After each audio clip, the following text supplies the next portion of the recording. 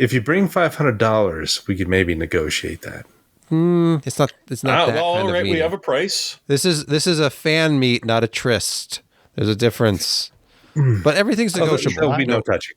Everybody has a price. And Josh's is $500. Yes.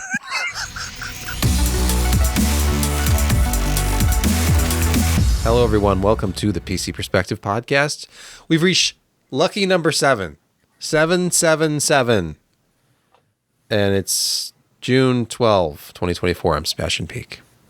Boing. I'm Jeremy Hellstrom. I'm Josh Walrath. And I'm Kent Burgess. No Brett tonight, I'm sorry to say. He's got family visiting. There's something going on in the Turkish prison, or at least in the network closet. So I was to think. Let me check. We're gonna live check in on Brett. Nope, nothing there. Nothing in that center top square. So he will not be joining us. He's been put in isolation. yes. Yeah. Pity.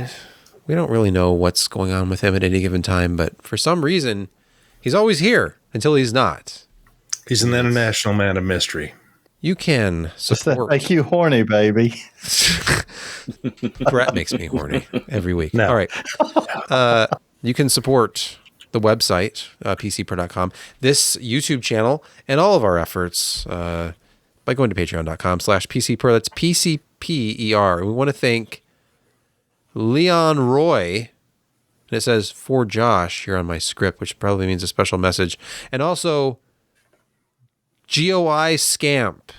I don't know if that's supposed to be pronounced Goy Scamp or what. But Josh, Leon Roy, what do you have to say? Well, you don't know if it's Leon Roy. It could be Leon Roy. He could be French-Canadian. He could be related to a certain famous Colorado Avalanche goalsman. Hey. Yes. Hey, I know he was part of the Nordiques before, but right? The Habs. Correct? The Habs. Oh, that's right. He went from the Habs to the Nordiques to the Avs. Yeah. No, the Nordiques are long dead, but one day they'll come back. No, I mean the Avalanche it came from the Nordiques. Okay, fair. But you're killing me, Small. You know, you're the Canadian here. You're the resident Canadian. You should know the history upset that the Nordiques of your four hockey clubs that haven't won a Stanley Cup in the past 30 years. So Leon Roy would like to have some words with you. Well, so anyway, thank you, Leon. Yeah. We really appreciate your patronage. Yes, and moving on immediately to one of the most influential and important segments in podcast history. It's Food with Josh. Tell you what, this one was this is a little rough. I came home and it kind of struck back, but I'm doing better now. But this one's called the Fat Boy Burger, which I resemble that comment. The Fat Boy Burger is comprised of 2 smash patties topped with a half a scoop of mac and cheese, bacon, hot Cheetos, chipotle mayo, and angry buffalo sauce. That's seriously like 3/4 of a pound of food just sitting all there. I wasn't sure about the chipotle mayo. I think they may have forgotten it. It might have been under the bun. I don't know. But primarily it's the angry buffalo sauce that you see spread around there. The mac and cheese provided a nice buffer for a lot of the heat to really kind of help enjoy the flavor. The spicy Cheetos, the flamin' hot Cheetos, even though we're not allowed to call them that due to trademark reasons, they added that bit of crunch and extra flavor to the entire thing. The fries were good. Overall, it was a pretty fantastic burger, but it was, it had some good heat to it. It's good for you. Try it one day, if you dare. Moving on to news, and here's a story from Tech Power Up. This is very interesting. It says AMD says Ryzen 9000 series won't beat 7000X3D series at gaming. I'm sure that does not mean that the 9000X3D won't beat the 7000X3D, but it just reaffirms your choice in buying a 7000X3D part, I guess. You don't need to update. You don't need a new motherboard. Your 7800X3D is safe. Yeah, that kind of makes sense just because, we had some IPC improvements in the 9000 series, but it wasn't huge. The biggest is that, your average clocks are going to be higher. And, the 7800X3D is really still the premier gaming processor across the board. So until you get the 9000 X3D, that it's still going to be, a great processor. Heck, I've got a 5800 X3D, and there's no reason for me to update to a 7800 X3D. So we'll have to see what the 9000 X3D stuff has to say. But it's certain applications are going to enjoy that extra clock speed, a little extra IPC, and hopefully some multi-threaded improvements, as well as the AVX 512. But if you're just into gaming, there's very little reason to move off of 5800 X3D. Exactly. Yeah. I mean, if you're gaming at anything above at 1440p or above, and you don't have a 4090 or 7900 XTX, there's the CPU is not going to be a bottleneck if you've got a 5700, 5800 X3D, anything 12th gen Intel. Yeah, you're just not going to see the bottleneck. It's just become a rule with AMD fans because AMD released the 5000 series, the 5800 X3D processor has made it so that you just wait for X3D. You don't buy an X when X3D is coming. And apparently, according to this rumor from Club 3D, as reported by videocards.com, it might be coming as soon as September. So don't worry about that July release for the X series. I know you're tempted. You know, everybody has extra money these days. We just can't wait to spend it all on expensive CPU and motherboard combos. But try to hold back until September if this rumor is correct. Now, will it be like last time, though, where they released the kind of split CCD parts first and you've got to wait till later for a 9800X3D? I'm going to guess yes. I don't like educated guesses, though. I want leaks. The Club 3D quote says, "There's no hard indication of which CPUs will arrive first, but an educated guess from historical releases suggests it'll likely start with Ryzen 9 9950X3D and possibly Ryzen 9 9900X3D, period." That was, end quote. If a we lot of call qualifiers it in there. innuendo, are you happier? In the same sentence, educated guess suggests likely and possibly. Are we sure that they're not going to release it in November then? That just seems... Too soon?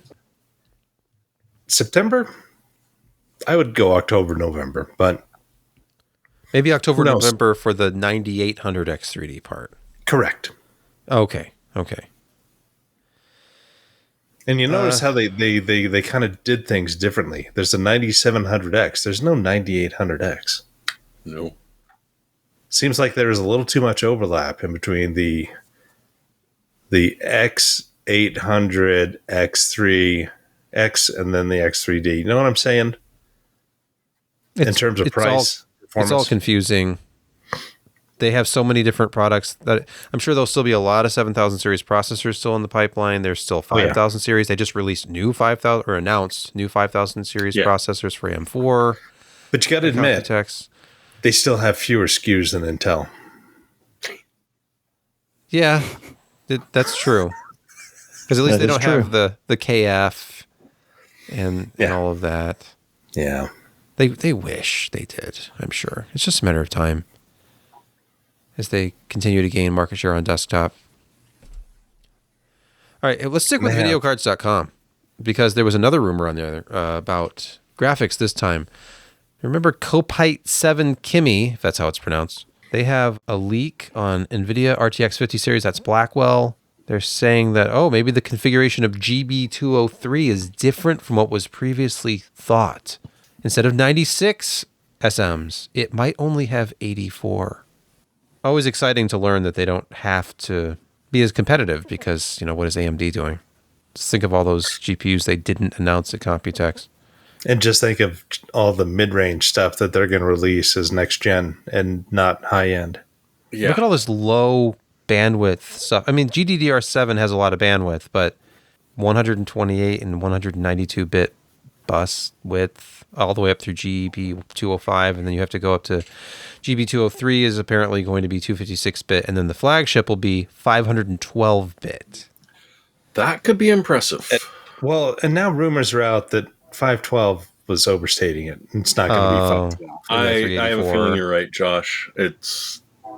But they could. I mean, we've seen 512-bit units We have. before. Usually HBM, though. No. Remember the HD 2900X? Did it? I'm looking it up because we talked about this moved recently. all my Josh boxes. is right. It was a All right. 512-bit. Radeon Josh is right. 12 bit. You can buy one on eBay right now. Ooh, how much? $149. That's not bad. Well, sorry, $142.99. They lowered the price.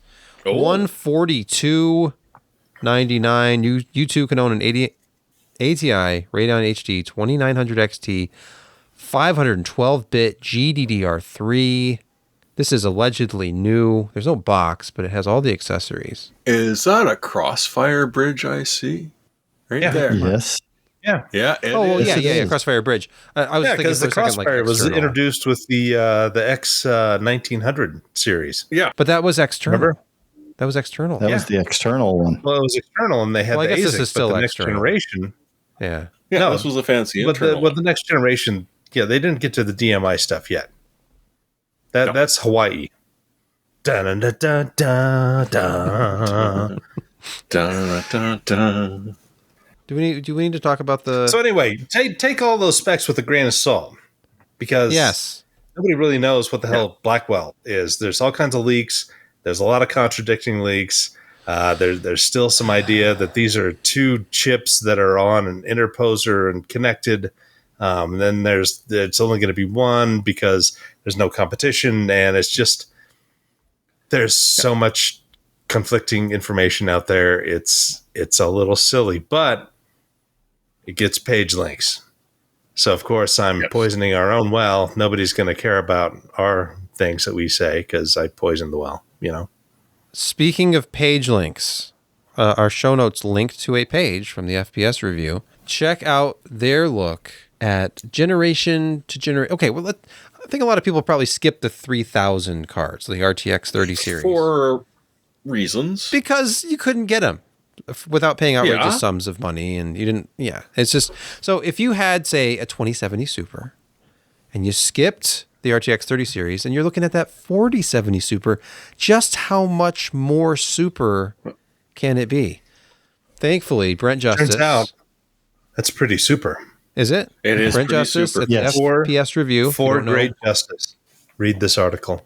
Yeah, if you don't know, he was the GPU reviewer at Hard OCP, and they started the FPS review when that got shuttered. So look at all these games. But I think one of the reasons that triggered this review is the fact that that 4070 Super is now $100 more than what the MSRP for that 2070 Super was. Like, they're reasonably priced now, and you're doubling your performance. Yeah, it looks like it from Pretty this one much chart across that the I'm looking board. at. It's looks like it's basically double. Assassin's So Creed if goes from you're- 63 to 128. That's without any upscaling. Starfield goes from 34 to 77.9. Oh, this is upscaling quality. Oh, I see. Well, it shows with upscaling and just average And FPS without, as well. yes. Yes. But you'll notice the jump in upscaling is also more impressive. It's almost like DLSS has gotten better over the years. Shockingly. yeah. It's almost like they've designed architectures around improving DLSS. Yes. Strange. Yes. Enhanced RT and tensor cores, and Yeah, if you jump to the next page, they bring in the ray tracing at 1080p because, I mean, you want to get some good numbers. Okay. Things are going to crowd together if you don't. And again, Oh, that's triple. yes. And that's without frame generation? Alan Wake 2 No goes frame from generation on 20 this. This is pure. to 60. Returnal just jumps, basically doubles. Forspoken, more than doubles. More than doubles. Chernobyl 8, again. Okay, so yeah, the Yeah. 4070 Super, it turns out that it's pretty damn good. How much do So if those your bank cost account these is days? recovered, they're just coming in at... $5.99. yeah. There's Okay. a couple that are hair over, but not... Standard really 4070, $499. Yeah. So That's right, if they your kept it. bank account is recovered from that 2070 Sorry. purchase, you can actually start looking at buying this as a serious upgrade and not worry about the 500 or the 50 series, because as we just covered, you might not be as excited about them as you think you are. What is the AMD equivalent to this in performance? It's been too long since I've tested cards. That's just being... What is it? The 7800 XT. 7900 XT? Yeah, 7800 XT, Oh, 78? which is about $70 cheaper. Okay. Well, actually, so- the GR8, that's a good one. Or- 2. Yeah, Well, the- 7900 Yeah, X some of those- GRE. That's. I'm Okay. sorry. I am all over you tonight, and Yeah. I the don't two of even you fucking try. have never been on the same page. Or actually, you have been. You wait to talk at the same time. Every time. Okay, Jeremy, you're first. I was going to say that I'm really impressed with a lot of the newer Golden Rabbit Edition cards that have been coming out. They come out of the box performing really nicely, and a lot of them overclock like champs, which, you know, goes from a card which was only going to be ever sold overseas to, yeah, maybe we'll let the Americans have it, to, wow, why didn't we do that in the first place? Because these things are selling out all over the place. Josh? Yeah, looked- that's $529 for the 7900 GREs compared to almost 600. But on the other side of the scale, 4070 Ti Super for now around 770.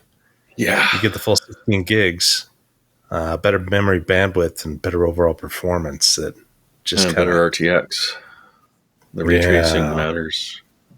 Man, these really It all are matters. very close. I'm looking at some of my own results with the 7800 XT versus the 4070 Super. Like they're right next to each other in Far Cry 6, in Cyberpunk, and let's see what they are here. In games that have a lot more ray tracing effects, the 4070 Super will have typically more of a lead. You'll see a little bit of a jump here, but so in raster, they're very close. Hey, Jeremy, are people finally starting to get upset with Adobe and their new subscription model, or is this something else? Is it something onerous about their terms and conditions? Well, it's bizarre because they didn't change their terms and conditions. They just sort of changed the wording a little bit, and one person who decided to, I'm going to read through these and see exactly what they say, and came to the shocking realization, much too late to the game, that now that it's Adobe Creative Cloud and they give you free cloud storage to put your stuff up on the cloud, Adobe holds the rights to browse through whatever the hell it is you've uploaded to the cloud storage and, maybe train some AI models on it, or, do just about whatever they feel like apart from monetizing it directly. Right? They're not literally allowed to take your art and just turn around and sell it. I'm not saying they don't. I'm just saying they're not supposed to. But what they do say is that, they're definitely going to train the incipient AI that they're working on off of this. And this is not new. This has been since the beginning of Creative Cloud. It's just that for whatever reason, they decided to slightly adjust the terms to make it even more disgusting. And a lot of people are suddenly like, wait a second, Adobe is evil? Do you not remember when you used to be able to buy Photoshop? You'd like, here's money. Now I own it. Thank you very much. That's it. Not they come back every month saying, no, fork it over. You're going to lose everything. Oh, and all that stuff on the cloud. yeah, you're going to lose that. And well, I mean, it's not gone. We've got it, but you can't have it anymore. So yeah, it's turned into this big public outcry about something that's been around since they started moving to the subscription service. And, it's kind of amusing in a way, but kind of sad in another, because you can't read those terms and conditions every time they change them, because, that's several hundred pages worth of boilerplate you got to go through, and then they change it next month, and you hope that they do not change it further. So yeah, it's a big outcry, and I wish, I had enough optimism to say that Adobe's going to pay attention and change their terms and conditions, but, well, we know that ain't going to happen. They'll just make their inner workings even more opaque to users. So yeah, the idea of them just using their cloud storage as a way to train AI is a lot to it. And it's interesting because there are people out there now, populating their Adobe cloud with, what is it, nightshade poisoned images? Yes. That there's code that they put inside their images that does the exact opposite of what, AI should be learning, or machine learning should be learning. So yeah, it's, black hats are getting involved, and even the white hats are getting involved in kind of shutting this down and making Adobe's life harder, which is fine, because in my life as an IT person, Adobe has made my life hard a lot in the past years. And turnabout is only fair play. Almost as bad as printers. Physical printers still take being the absolute worst bane of all IT interactions. You'd think that a technology 50 plus years in the making would just work, but it doesn't. You're going to need something harder than beer now. Thanks for bringing up printers. Let's move to another uplifting story. We're not even in security corner. I don't know what's going on here. HP BIOS update renders some ProBook laptops expensive paperweights. How many times does this have to happen before we stop getting firmware updates through Windows Update? Oh, you don't. You got this through HP. Oh, HP did it. Oh, okay. Yes. Now, it says, according to users, the update can make its way down via Windows Update or HP's support assistant. Okay. But generally, you're getting it from HP because HP has this online version of pushing the latest updates, which generally you want to have because, oh, look, there's 18 new vulnerabilities we got to deal with. But for the one particular model, the 445G something, it would brick it. You would literally have to transplant another BIOS chip onto it to bring it back. Which your IT department is not going to do, by the way, but they are going to scream at HP and make them do it. So this is just one of those things that slipped through QA somehow. And honestly, I mean, if it's bricking all of them, I don't know how it did, but it did. So, yeah. Be careful. Do it on a sacrificial machine first when you're doing a BIOS update. Don't just push it out. I do, and we've said this before. BIOS updates through Windows Update is got to be the worst idea ever. Yeah. Worst.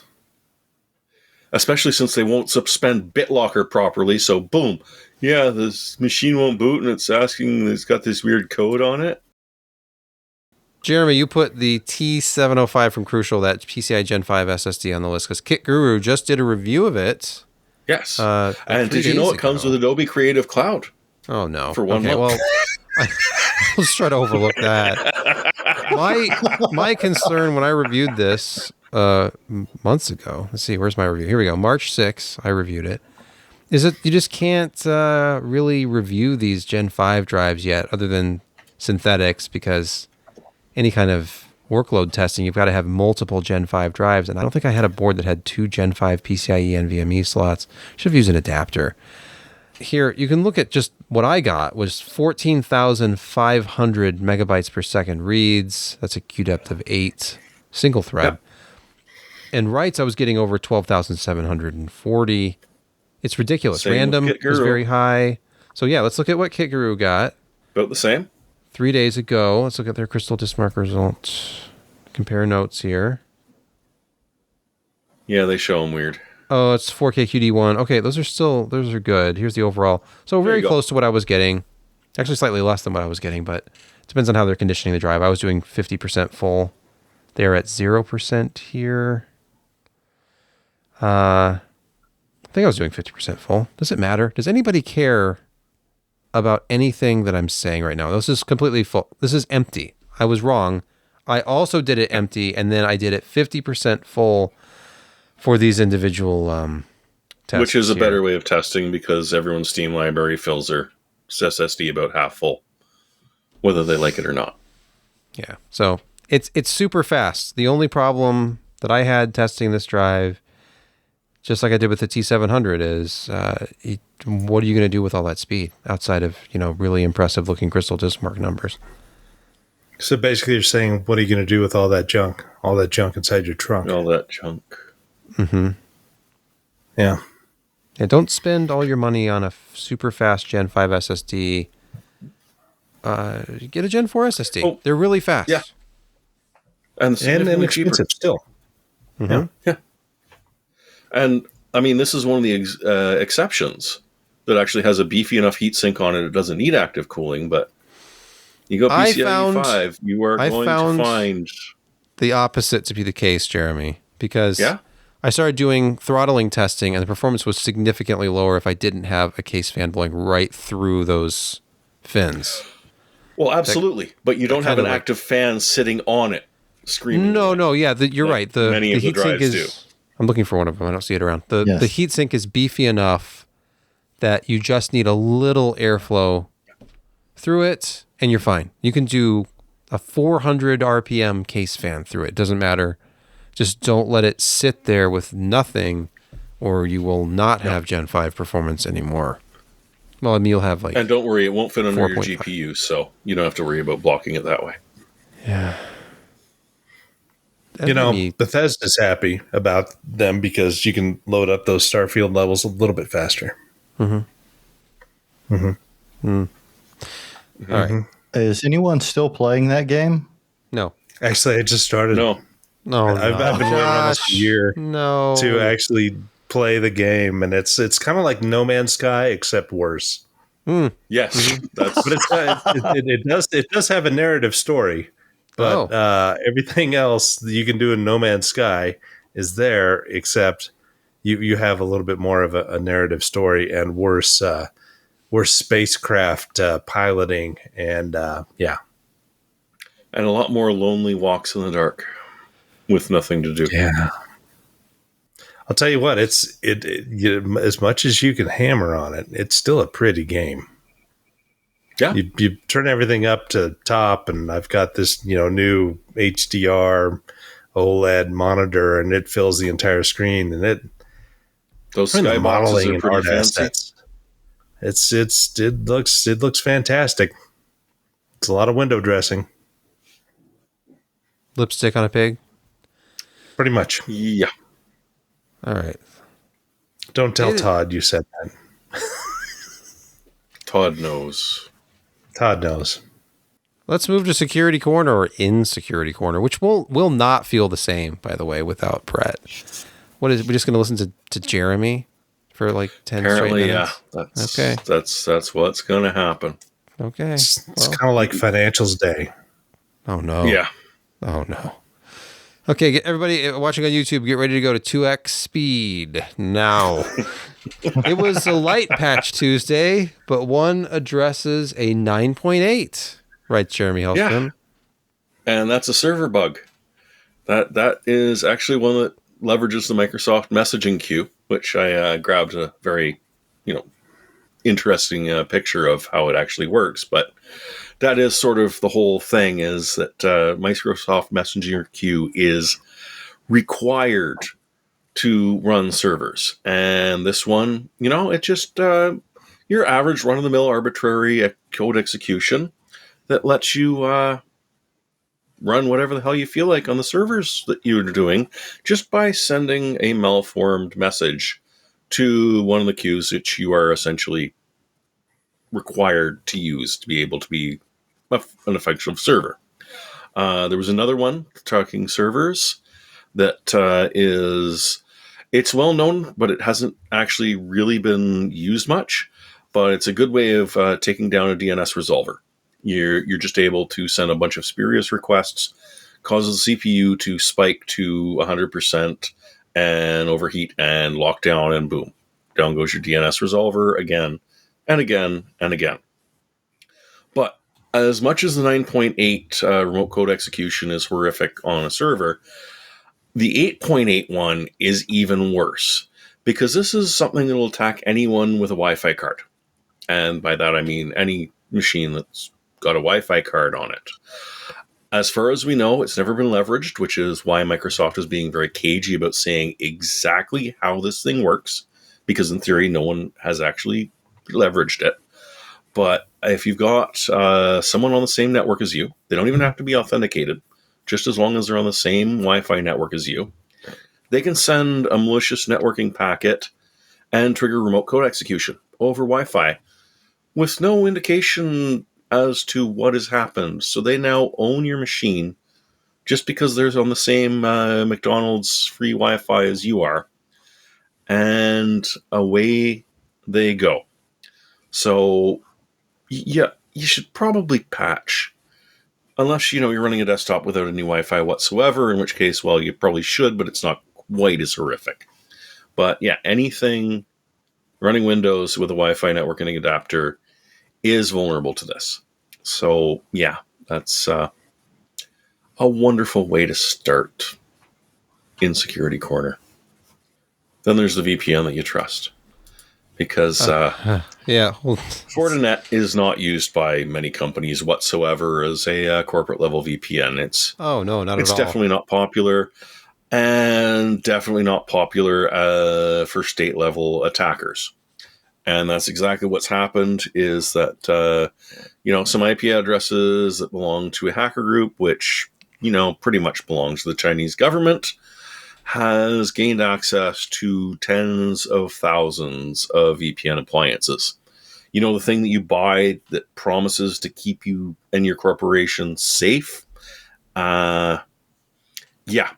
And they're going after everyone. It was the Dutch that first spotted this one. I believe it was their Ministry of Defense. And it attacks the OS running on these, so that even after you reboot it, which, should fix stuff, doesn't. Firmware update, doesn't care. It's still there. So it's probably not going to show up on your device if you, spent the money for a Fortinet or a FortiGate. But it is going after the people that you trust. The numbers are interesting, because there is a good chance that some of these were honeypots, but not all of them were. Fortinet chose to not tell anyone about it, but did sort of spot it. The actual rating on this is a 9.8. So it's really freaking bad. It is being actively exploited, and Fortinet for the moment is sort of saying, yeah, maybe we should have said something about it, but humana. So they're sort of they're fording up the wagons and just sort of circling and not wanting to admit that this horrific thing has happened, mostly because they refused to either let people know or to push out a patch that wasn't perhaps perfectly ready, but corporations might have said, so there's a chance that my machine might fail, but at the same time, there's a good chance that I won't be being owned by a foreign government. Yeah, I'll give that one a shot, maybe. So this is just a mix of a really, really bad 9.8 CVE, a company that really didn't want to admit it was happening, and the fact that a lot of very important companies and organizations depend on these appliances to, get their employees to be able to access themselves securely. It's great. It's so great. Finally, in Security Corner, beware old androids. Active exploit on Is it Bifrost? Bifrost and Valhall. Valhalla. GPU all kernel Nordic drivers. things. Yes. It's But just this not- means that ARM has made the big time because there is literally a firmware vulnerability being targeted at them. okay. So welcome to the malware ecosystem. This is frustrating because of how Alphabet and Android work. The vulnerability is in fairly old hardware. The actual kernel driver, which is vulnerable, was patched completely back in 2022 by ARM, which then has to trickle down to the actual device manufacturers who have to, adopt the patch and test it and make sure that everything is good and make it available to the customers. And then those customers, like say your phone carrier, has to then say, okay, well, I guess this is a patch and maybe we should test it and think about rolling it out over our network. Or we could just say, screw it. If you're concerned about this, you should buy a new phone because that will just be immune to it off of the bat. It won't be using either of these kernels. And the thing is that Bifrost and Valhalla aren't just smartphones. They're TVs, they're your tablets, they're Chromebooks, they're in everything. And the choice to just be able to say, you know what, we could do a bunch of QA, we could test it, we could push it out and listen to people complain, or we could just put our fingers in our ears, ignore it, and if anyone does start screaming, we just tell them to buy a new device. And that's sort of what is happening because this is being exploited. It should have been patched 2 years ago, but it isn't because it's still trickling down that Android ecosystem where, ARM is on top. ARM will definitely release the patch. Is anyone actually listening? Does anyone actually look out and say, oh, hey, here's a patch. Maybe we should put it on.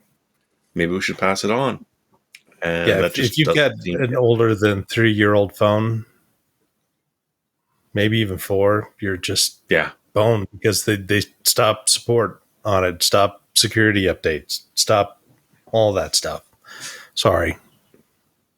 I was thinking of other things, and you probably made that point, and I just reiterated that point. So good on you for making the point. It can't be said enough, Josh. I mean, I hate to tell people to throw out their kit and buy new stuff, but yeah, it's a thing. I think that is it for Insecurity Corner.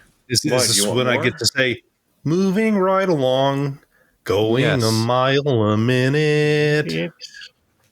Yes, a mile a minute to gaming quick hits. And we're going to talk about Doom, the Dark Ages teaser trailer. Kent? This looks like just another great Doom game. That's really all you can say about it. It looks fun and mindlessly violent. Unreal 5 looks fantastic on it. Yeah, it looks really enjoyable. Would you say it was actually mindfully violent? Because it seems pretty cogent and the plots are actually very good. But I mean, let's be honest, you're shooting miniature skulls out of a double-barreled shotgun to fight demons. That's kind of mindless violence. But yes. Gratuitous, it's just like porn. I play Doom for the story. Yes. But that is an interesting gun. The one that just chews up skulls and fires them out as bits. I'm also, as I mentioned in the headline, looking forward to revisiting my favorite gravity gun thing. Because that shield, the chain shield, and you throw it around reminds me of those beam saws, the blades that used to be able to fire around in the gravity gun, which were so much fun. Half-Life 3 next year. Official. Oh, sorry. Official. Thank you, Gabe.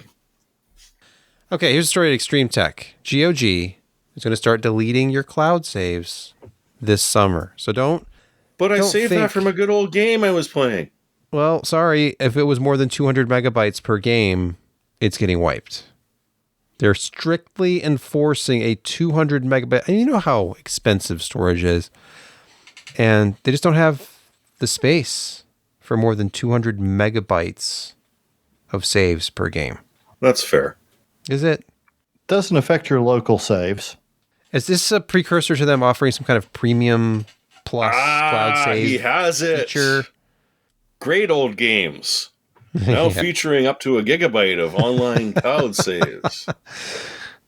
Yeah, Cyberpunk, this article at Extreme Text, the guy says Cyberpunk 2077, which is their game, a 75% playthrough takes 298 megabytes for the save. I'm glad I don't play Europa Universalis on it. 200 megabyte. I agree. This 200 megabyte cap is aggressive. That doesn't make sense to me because I actually went through my saves when I got the email, and I had, probably 60 saves from 4 different playthroughs of Cyberpunk, and my entire saves, all of those saves, was about 400 megs. If I've got complete game saves, just the complete game save, that's nowhere near 200 megs. So I don't know what's going on with that. Well, I think part of it, they're starting with like 2008.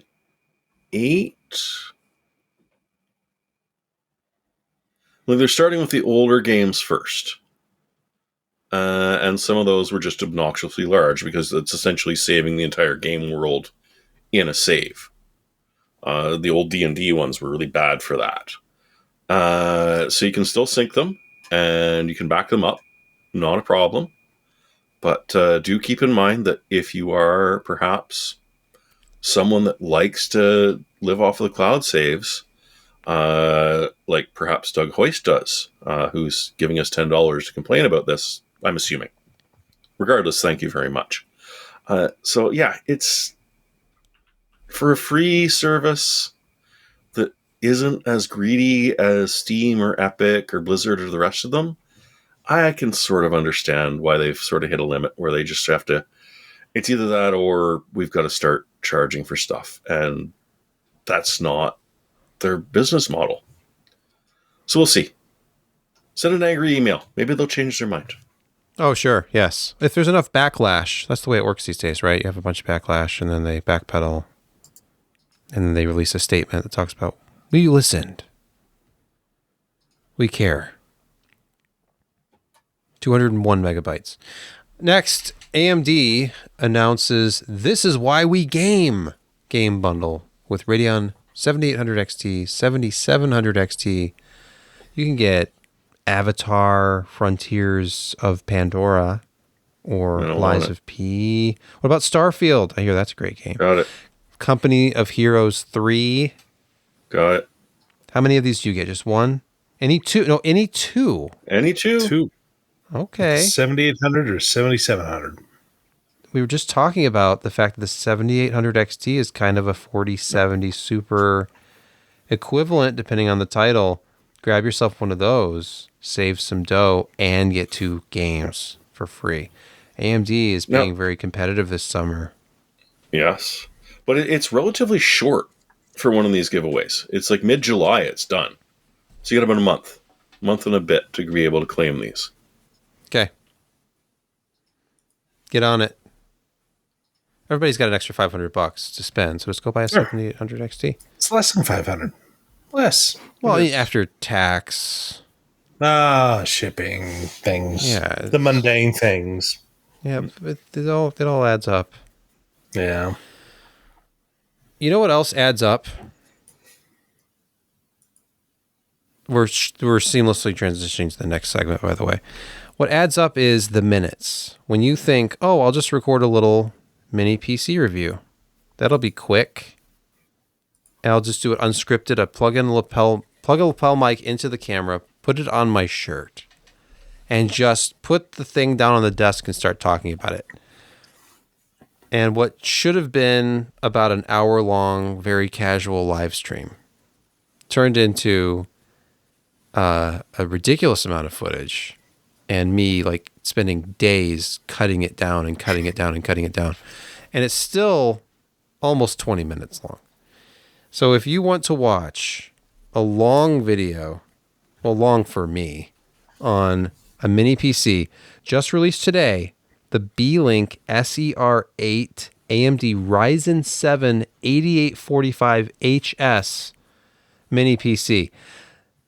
Disclaimer, I made a mistake with the export of this, and I shot it in 4K. I edited 4K footage. I did one of those intermediate cuts because the timeline was so messy. I exported it as a 422. Anyway, when I was working on that intermediate cut, I forgot to change the timeline back to 4K. So when I exported it, it's only 1080p. I apologize. It's not as sharp as it could be. I will re-upload the 4K version, I think, and just put a link to it. Like, hey, you want to watch this 4K version? I'll leave Sebastian, you got to be all you can be. I wanted you to see my hands and this mini PC in all the resolution, because static shots like this where I'm just droning on and on with a box on the table, and you occasionally see a hand. Like, you need that to be in 4K. Look at those cuticles. Look at that Band-Aid. I had a cut on my hand at the time. It's since healed. I filmed the scene that you're watching right now on May 29. I went back and recorded more on June 3rd. And then I ran down here this morning, actually, and did a little quick extra thing. And I cut it all together, and it's available on the website, the YouTube website. It's available on YouTube. And look, I even feature high-tech multi-display capture technology, like just holding my phone in front of the camera. I also used what I called the latest in pointing your camera at the screen display capture technology. Look at the lack of moire. Moire.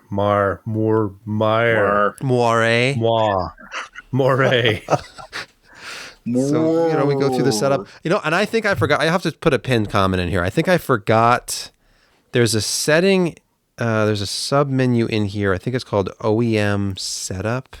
I did not realize that this was user configurable for.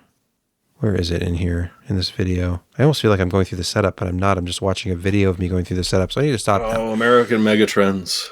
I'll tell you. That throwback to late 90s BIOS. Yeah, that's a nice BIOS. Warm feeling inside. Warm. Mm-hmm. Yeah. Oh, mon ami. On the Beelink website, they say that there is... Hold on, let me pull it up. Beelink SER8. There's a way to configure the system to 65 watts, but it comes out of the box 45 watts. And I was noticing how great the thermals were.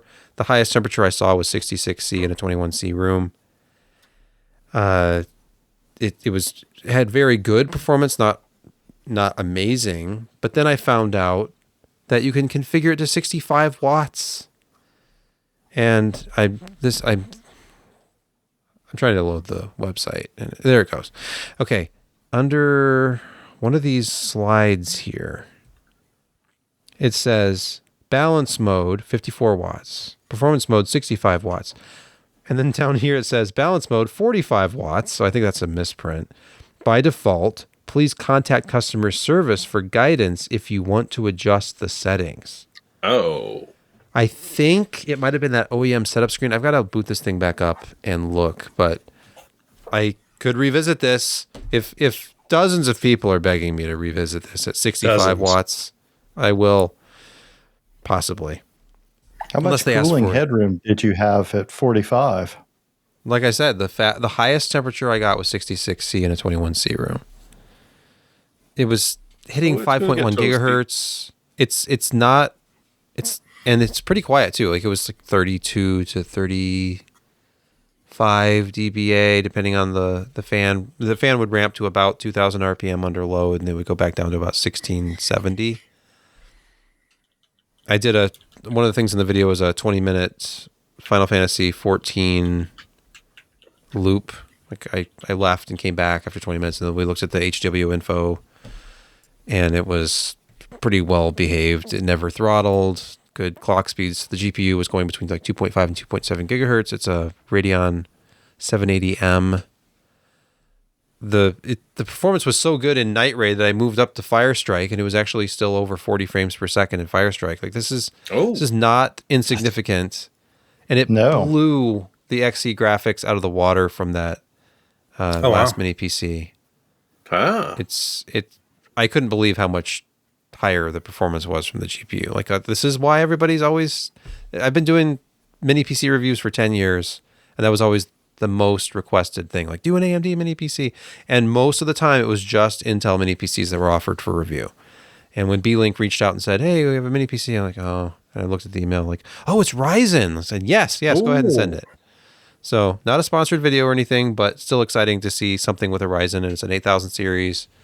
And just watch the video. You'll see. It's not perfect. It's a little hard to get into because of like some like rubber, like sticky screw covers, and you have to take a bottom panel off and then take a metal panel off to clean it. And that's supposed to be the screen filter, but whatever. You can't have everything. And it is $649. And if I compare it to that Leva mini PC that I looked at the most recently, that was $630. And the difference is not even close. Like the Leva is great for desktop productivity, but this AMD one, it gives you the option of doing some not just light gaming, like some medium gaming. Anyway, yeah, check out the SER8 review at the PCPer YouTube channel. Let us go to picks of the week. Josh, please get us started. Okay, this is pretty much a brand new product. And, it's not perfect. It's a first thing from Turtle Beach for the racing simulator market. And they have a direct drive wheel, which is kind of shocking. The sound card guys? Yeah, Turtle Beach. Wow. And, there's some interesting features about this particular product. And it is originally offered for $650, but you can get it for a limited time for $529.99. So $530. That's a rather it's $110 off. I tweeted about this, I think, in the last week.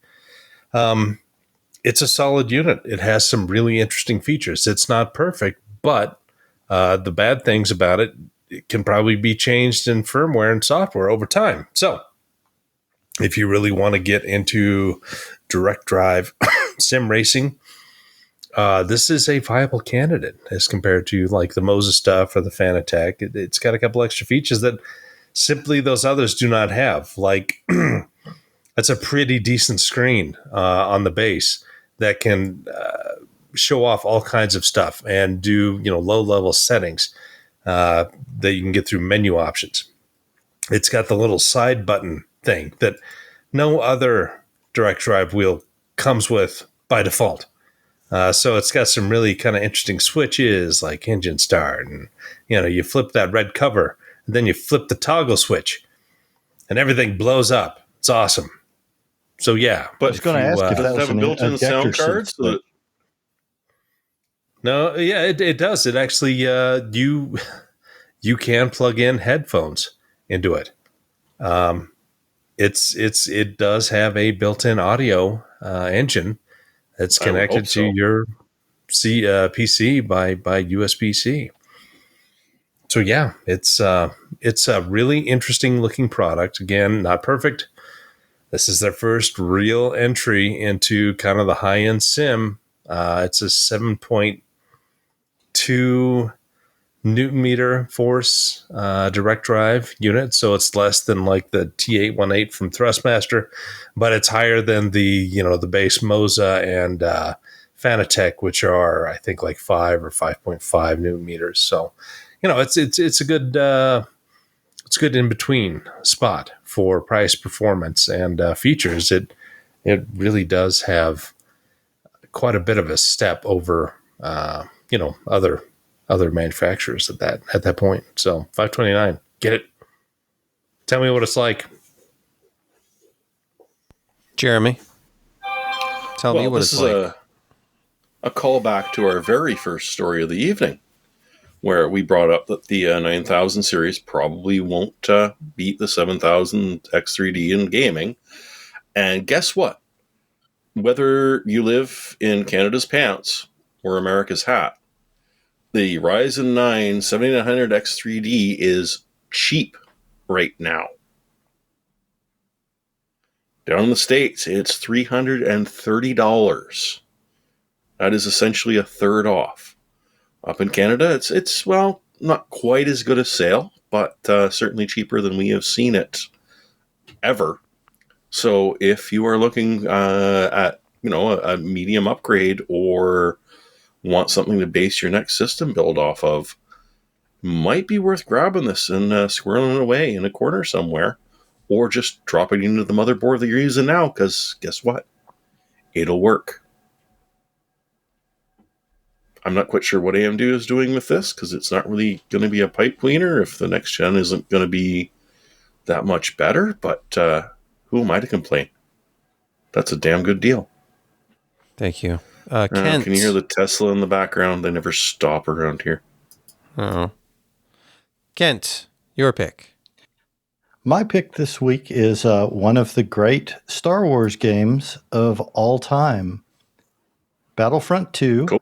You can actually, right now, if you are a Prime member, you can get this added to your GOG library for free. Absolutely free. So you just claim the code, punch it into your GOG Galaxy app, and you got the game. And that's good until the 10th of July. So, and you don't have to worry about your save game size either. Yeah. The entire game's probably not 200 megabytes.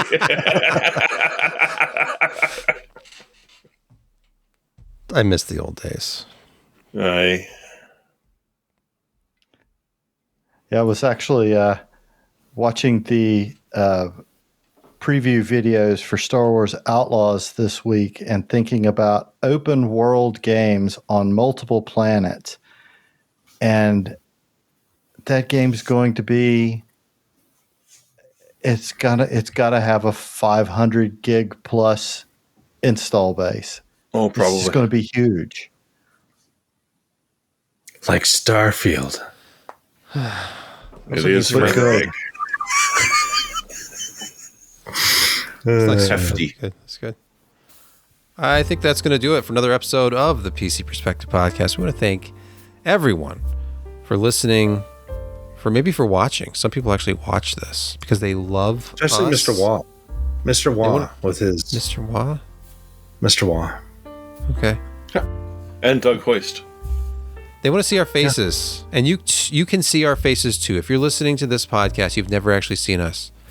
Come That's to our probably homes. best. Come to our homes. Don't in the middle of the night. Don't. And just start banging on the door. He's like, I want to see what you look like. No, don't. You're going to be disappointed. If you bring $500, we could maybe negotiate that. It's not that well, kind all of right, meeting. we have a price. This is a fan meet, not a tryst. There's a difference. But everything's negotiable. There'll be no touching. Everybody has a price. And Josh's is $500. Yes. For a tryst, but not in a fan's meat. Or, I mean, a fan meat.